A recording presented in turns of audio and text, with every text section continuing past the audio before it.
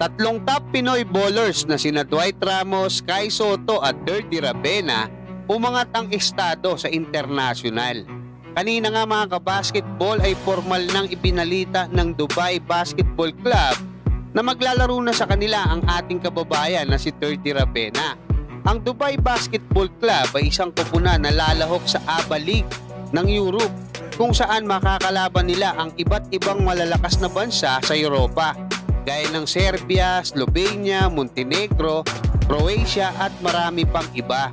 Kaya napakagandang pagkakataon ito para kay Dirty Rabena upang mas lalo pa siyang mag-improve at mas mapansin pa sa Europa yung mga basketball player ng Pilipinas. Hopefully, mabuksan yung daan para magtuloy-tuloy na maraming mga Pinoy yung makapaglaro diyan nga sa Europe.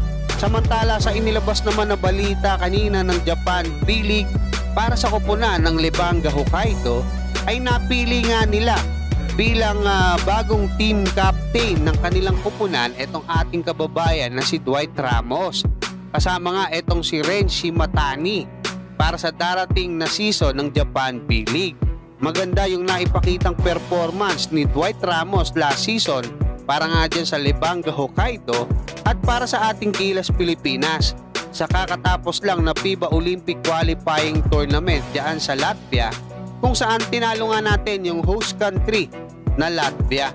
At sa naging statement naman ng pinakabagong koponan ni Kai Sotto dyan nga sa Japan B-League na Koshigaya Alpas, nakakapromote lang mula sa Division 2 papuntang Division 1 ng Japan B-League, ay sinabi nga nito na si Kai Sotto ang magiging guardian ng kanilang koponan, especially dito nga sa Division 1 ng Japan B-League.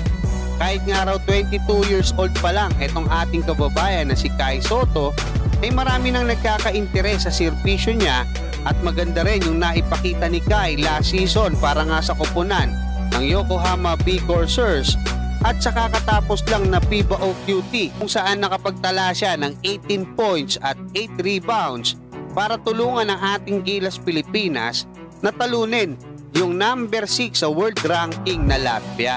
Malaking achievement ito para sa ating mga pambato, especially ngayon na mas tumaas na yung kompetisyon dyan nga sa Japan B-League para nga sa pagkuha ng mga Asian imports.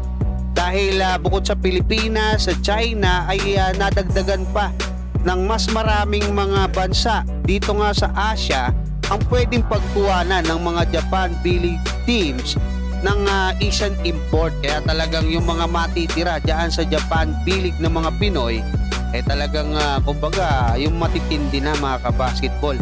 At pipihira din naman yung mga Pinoy na nakakapasok dyan sa Europe, especially itong nakuha ngayon itong si Dirty Rabena, no?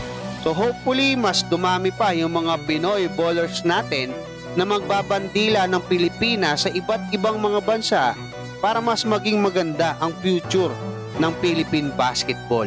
Hanggang dyan mga kabasketball, maraming salamat at God bless sa inyong lahat.